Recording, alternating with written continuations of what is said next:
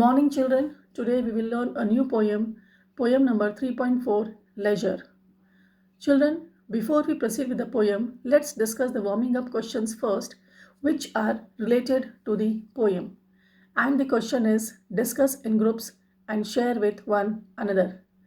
Children, for these questions, you can write the answers in your own way, in your own words. I have given the model answers for all the four questions. You can refer it and you can write the answers in your own words also. The first question is the daily routine of your mother and father on working days. And the answer is my mother and father wake up quite early in the morning while my father makes tea and breakfast. My mother cooks lunch for everyone. Once they both are done with their chorus, they get ready and go to work. After coming back from work in the evening, my mother cooks dinner for everyone, while my father takes care of the other household chores. Question number 2. How your family relaxes on weekends? And the answer is over the weekends, my parents and I start our day a little late than usual. After having lunch, we either play Scrabble or watch a movie together. In the evening, we head out to meet my grandparents. Next, question number 3. When you go for a picnic, what and how do you enjoy? The answer is when we go for a picnic, we enjoy on the way by singing songs. Once we reach our destination, we have enjoyed the scenic beauty of the place. After having lunch, we have fun by either playing catch or charades. If we go hiking, we usually sit and enjoy the view of the sunset from a top of a hill. Next, question number 4. Do you spend time admiring and thinking over the beauties of nature? Elaborate your answer. And the answer is yes, I do spend time admiring and thinking over the beauties of nature. I like watching the tall trees and the birds that nest on their branches. I enjoy the sound of the waterfall as it gushes down the cliff. I love to watch the red and orange glow of the sunset. I like how everything looks perfect under the pale moonlight. I find that nature too have a soothing effect on human beings. The more someone spends time admiring its beauty, the more relaxed one is bound to feel. So children, now we'll stop here and we'll take a break of 1 minute and we'll discuss the remaining questions in the next video. Thank you. Let's continue the poem, children. We were on question number 2. When a poet or writer attempts to describe something in words so that it appeals to our five senses, that is, sight, smell, hearing, touch, and taste, he or she has used a device called imagery.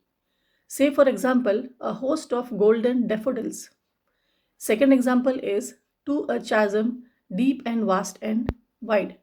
Children, these are the examples of the figures of speech imagery. Now, question number 3. Prepare an acrostic from the word leisure.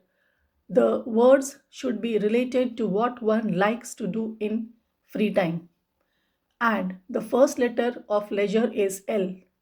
We can write for L for listening to music. And the next letter is E.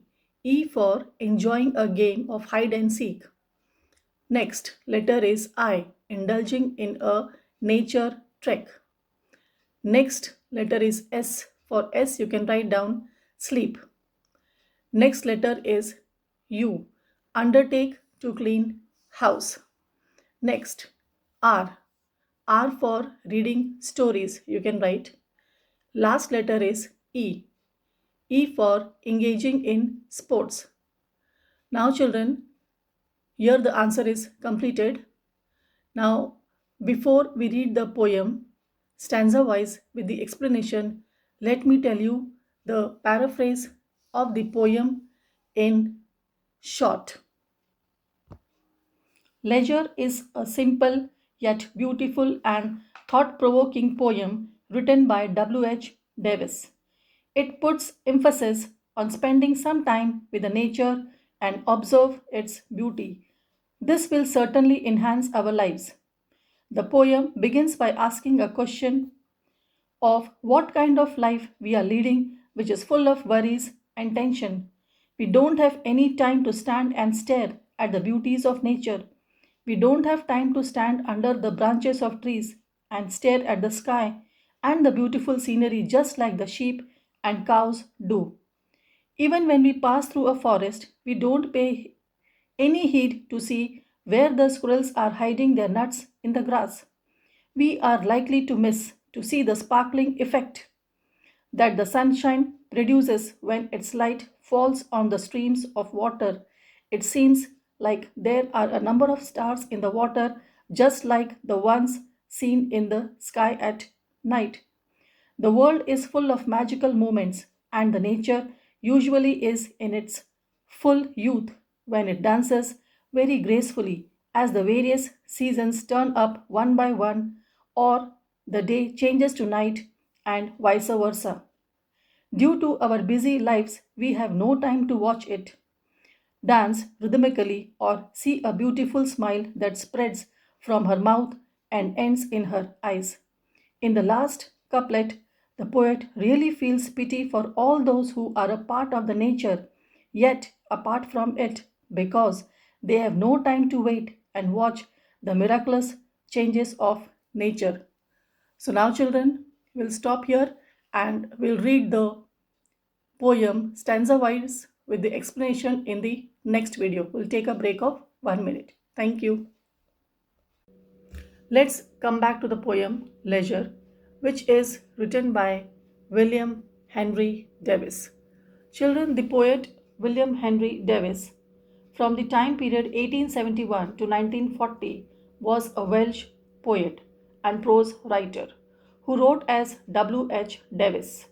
He is the best known for two of his works: his autobiography of a super tramp, which gave a detailed account of his life as a hobo in the United States, and his short poem Leisure, which was published in Songs of Joy and Others.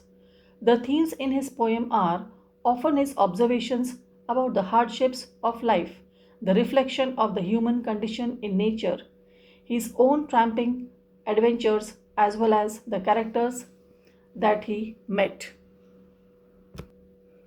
Leisure is a poem in which William Henry Davis explains the biggest problem in people's lives today. Every individual is busy with their day to day work to achieve their goals in life, and the happiness they can get out of these things. The entire poem is in an interrogative format where each stanza is a couplet that forms a question. In the first stanza, the poet questions us and says that what is this life if full of care?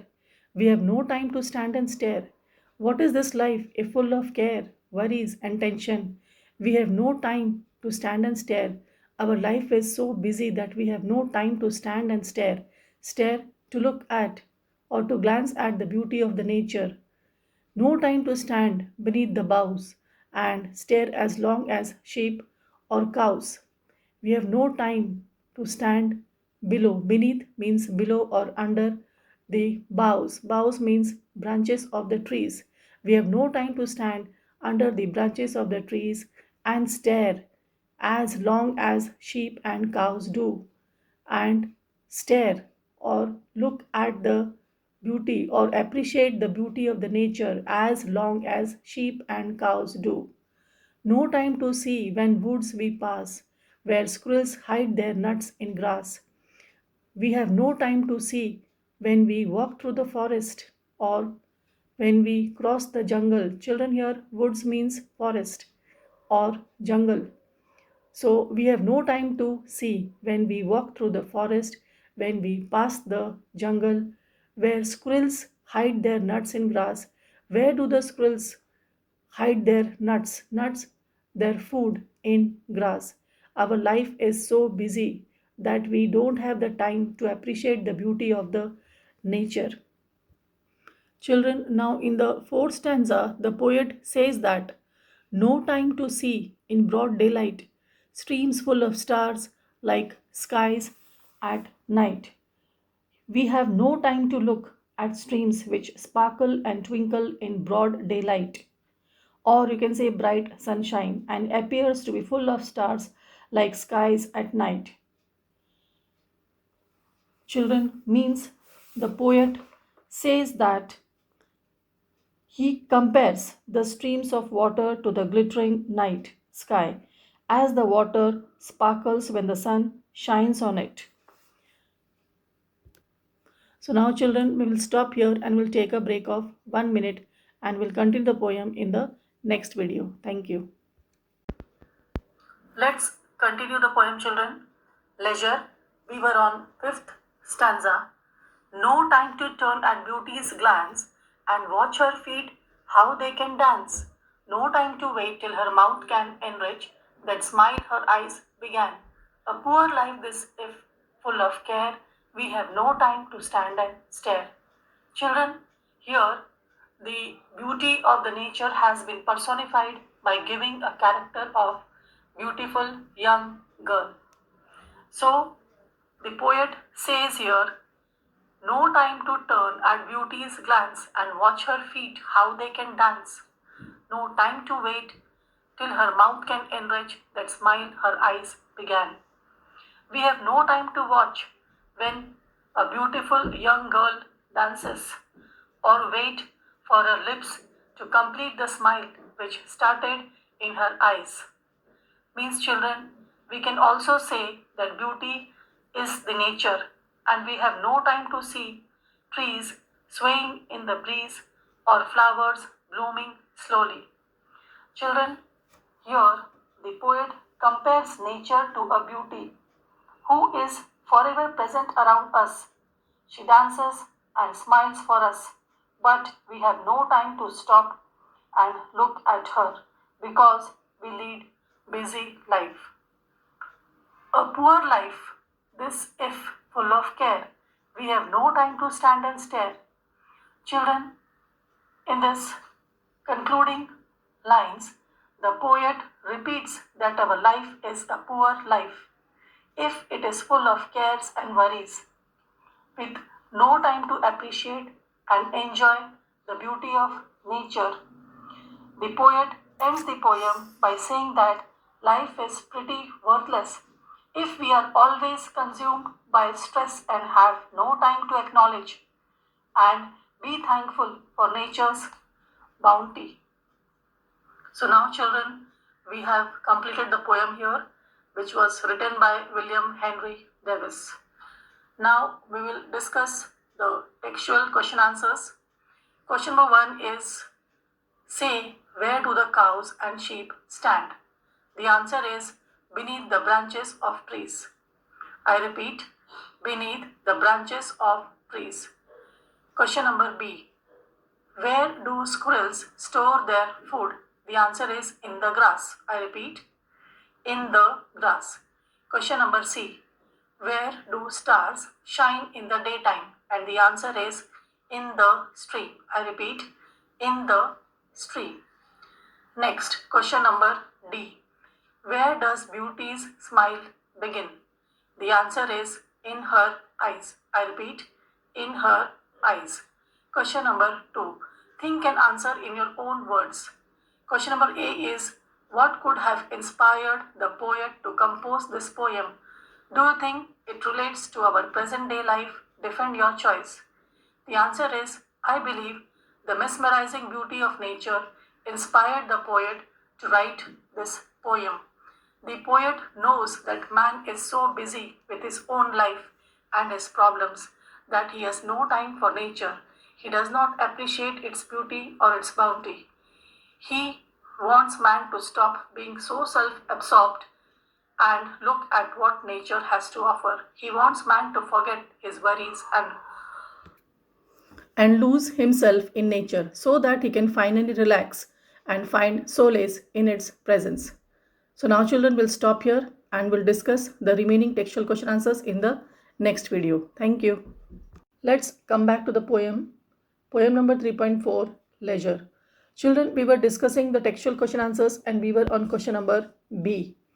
Which line proves that in our busy lives we do not even have a fraction of a second to enjoy nature's beauty? And the answer is the line that proves that in our busy lives we do not even have a fraction of second to enjoy nature's beauty is we have no time to stand and stare. Next, question number C. Beauty in stanza 5 to 6 can refer to a beautiful median as well as nature itself. Explain when and how nature dances and also smiles. And the answer is nature dances when the trees sway in the cool breeze, when waves crash against the rocks, when bees dance, and when birds fly. Nature smiles when flowers bloom, seasons change, rainbows form, and the sun glow. Next, question number D. Why does the poet call our life poor? And the answer is the poet calls our life poor because we are always anxious and under stress. We are completely cut off from nature and cannot relax and enjoy its beauty. He feels that this type of life is a poor life. Next, question number 3. You have learned that when a human attribute is given to anything that is not a human being, or it is spoken of as a person, the figure of speech used is called personification. Pick out two examples of personification from the poem. And the answer is number 1. No time to turn at beauty's glance and watch her feet how they can dance. Nature has been given the human qualities of dancing. Second example is no time to wait till her mouth can enrich the smile her eyes began. And the explanation nature has been given the human quality of smiling. So now children, we will stop here and we'll take a break of 1 minute and we'll meet in the next video with the next question. Thank you. Children, let's continue the poem 3.4 Leisure. Children, we were discussing the textual question answers and we were on question number B. Pick out from the poem two examples of each of the following figures of speech: alliteration, simile, and metaphor. The first is alliteration, and the example is we have no time to stand and stare. Repetition of the sound of letter S. Second example is streams full of stars like skies at night. Repetition of the sound of letter S. Next is simile, and the example is and stare as long as sheep and cows. Here, a direct comparison has been made to sheep and cows. Second example for the same figures of speech, that is simile, is streams full of stars like skies at night. Here, a direct comparison has been made to the night skies. Next figures of speech is metaphor.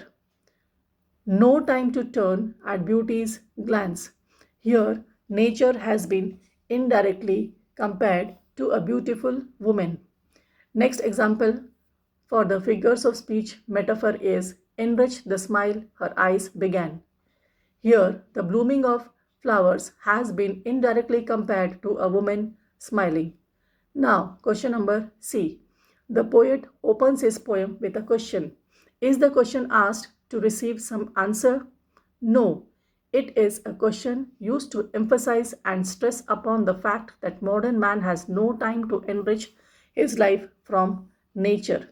Such a device used by poets falls under the figures of speech called interrogation or rhetorical question. Refer to the poem The Pilgrim and find examples of interrogation. Answer interrogation and the poem The Pilgrim. Examples are number 1, why waste your time in building here? Second example is why build ye here at eventide? Question number 4. Say where the images from nature given in the poem exist. And the options are air, land, and water. The first question is beneath the boughs, and the answer is land. B. Squirrel hide nuts in grass, and the answer is land. Third, number C. Streams in daytime, and the answer is water. D. Question number D. stars, skies at night? And the answer is air. So now children, we have completed poem number 3.4, leisure. Now after this you will get a PDF. You will copy down all the question answers in the notebook. And now we'll stop. Thank you.